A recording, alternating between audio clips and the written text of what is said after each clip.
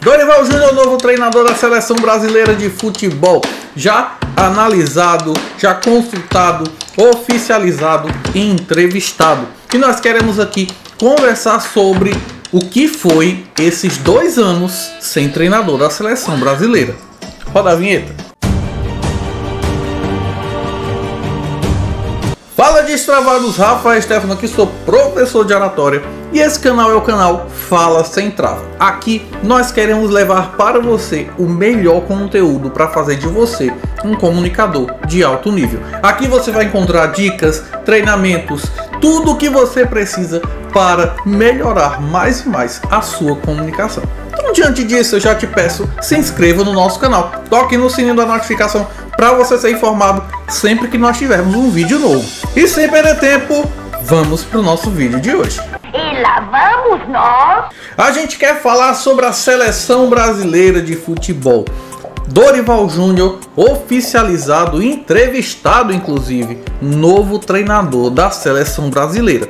E essa história é um pouquinho longa e eu acredito que você também deve ter acompanhado. A gente quer analisar principalmente o que a CBF foi comunicando, o que a CBF quis indicar, o que a CBF quis transparecer, principalmente para não deixar no ar a ideia de que eles não sabiam o que fazer. Mas a verdade é que Carlo Ancelotti não veio, não vem, e Dorival Júnior é o atual treinador da Seleção Brasileira e, se nada der errado, vai ser o treinador da Seleção Brasileira na Copa do Mundo de 2026. E a gente quer conversar um pouquinho sobre cada fato, cada coisa que foi acontecendo no andar da carruagem até chegarmos a Dorival, para que a gente possa principalmente entender o que é importante na comunicação e o que é que faltou na comunicação da CBF.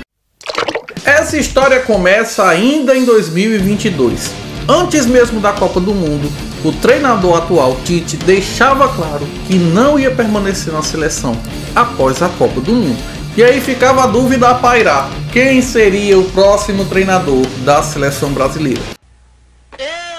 E aqui eu não quero dar uma de comentarista esportivo, porque afinal nós queremos falar sobre comunicação. Mas vários comentaristas esportivos de vários canais ou independentes comentaram exaustivamente quem seria o treinador mais pronto, quem a CBF poderia levar, se a gente precisaria de um treinador estrangeiro, se precisaria de um treinador brasileiro, enfim.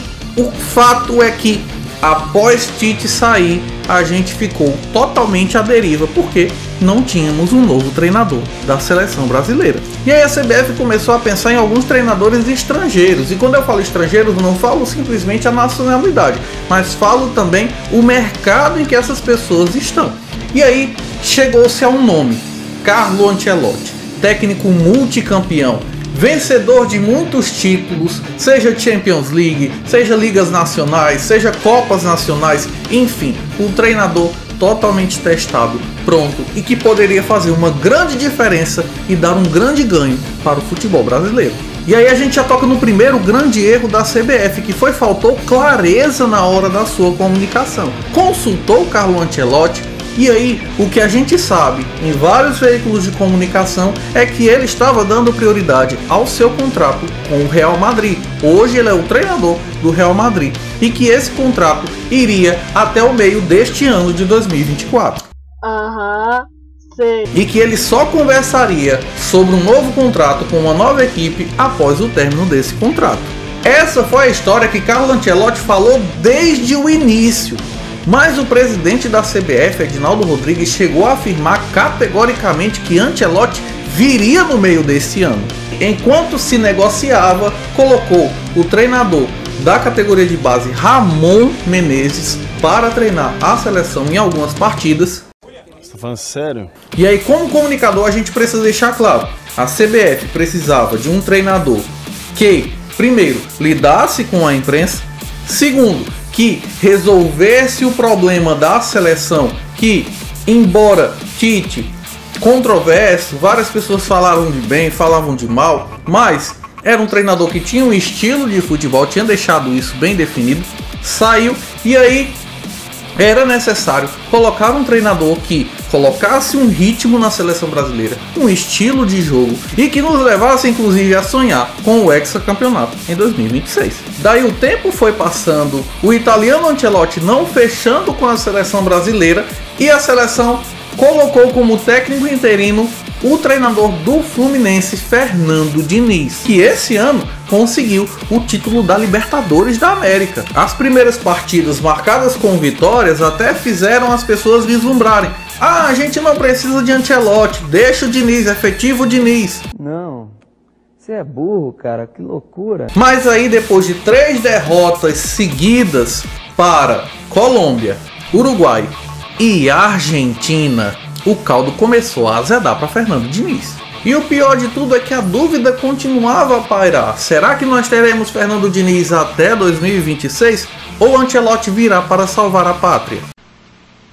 Não! O que inclusive Ancelotti deixou claro era a irritação dele com a postura da CBF em dar ele como certo, sendo que ele tinha deixado claro que não tinha nada certo, que ele tinha contrato até junho de 2024, iria cumprir e só depois disso poderia fechar alguma coisa.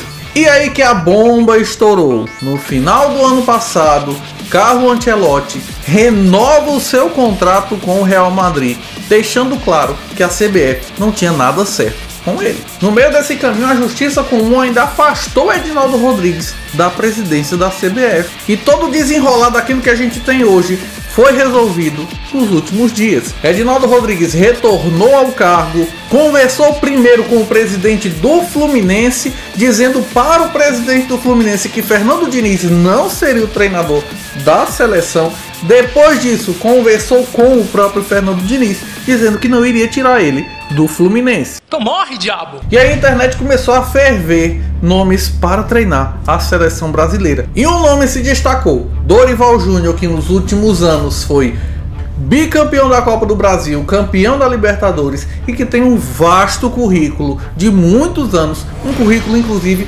bem maior do que o de Fernando Diniz, inclusive até pela própria idade. Dorival Júnior é bem mais velho do que Fernando Diniz. E aí a gente já encerra esse momento de informações com uma pergunta que eu quero te fazer. Você é a favor ou contra um treinador estrangeiro dirigir a seleção brasileira? Comente aqui que eu quero te escutar. E aí a gente já quer chegar também no segundo grande erro da CBF. A gente já tinha falado que a CBF não deixou clara a coisa em relação a Carlo Ancelotti. É verdade. Talvez pelo medo de não ter nada definido em relação a treinador da seleção brasileira, o que faria uma pressão enorme na própria instituição. E eu não diria que trazer Fernando Diniz como treinador interino foi um erro, mas a ideia era: se Fernando Diniz é certo, a gente efetiva ele e ninguém lembra de Ancelotti. Mas não deu. E aí a coisa ficou pior ainda quando se viu Carlo Ancelotti renovar com o Real Madrid. E não dando certo, a CBF tinha que fazer alguma coisa. E o segundo erro da CBF foi não ter conversado de forma franca diretamente com o Fernando Diniz. Isso pegou muito mal em todos os lugares. Afinal, a CBF tinha contrato com o Fernando Diniz ou com o Fluminense? Não tô lembrado não. Terceiro erro da CBF foi ter dado a justificativa que, vamos falar a verdade, não convence ninguém. Como dizer, não vou tirar você do seu time, sendo que em vários momentos Fernando Diniz tinha que parar de pensar no seu time para pensar na seleção brasileira. O que está na cara é que Fernando Diniz não foi efetivado na seleção brasileira por conta dos resultados negativos. O que fica mais complicado para a CBF é dizer: não vou tirar Fernando Diniz do seu time, mas tirou Dorival Júnior do time dele. O quarto grande erro da CBF é criar uma expectativa enorme em cima de um treinador multicampeão que poderia fazer a diferença no futebol brasileiro e terminar fazendo o que todo mundo esperava: um treinador aqui mesmo no mercado brasileiro. Então fez a gente sonhar com Carlo Ancelotti e acordar com Dorival Júnior. Não estou aqui para menosprezar o treinador atual da seleção brasileira que treinou o São Paulo, não há como negar. O nome de Carlo Ancelotti é um nome mais pesado do que o de Dorival Júnior. Deixando bem claro que a CBF talvez queria maquiar a coisa para ela não parecer tão feia, e a coisa ficou mais feia ainda. Seria melhor ter ido ver o Pelé. E é isso que a gente quer falar sobre comunicação aqui. Primeiro, ser franco.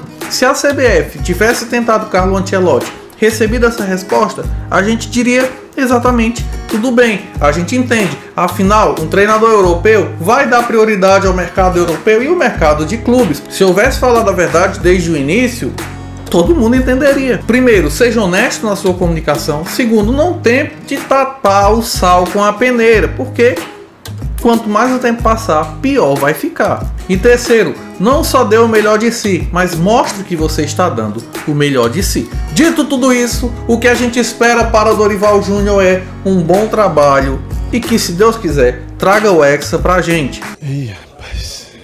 Esse foi o nosso vídeo. Se você gostou, dá aquele joinha todo especial que faz a diferença no nosso canal. Comente também o que você achou desse vídeo, o que é que você acha do futuro da seleção brasileira e também compartilhe com seus amigos que precisam entender todo o panorama que a gente tem visto ultimamente na CBF. E venha com a gente no nosso canal. Toda sexta-feira um vídeo novo. Um grande abraço, Deus abençoe a sua vida e até o próximo vídeo.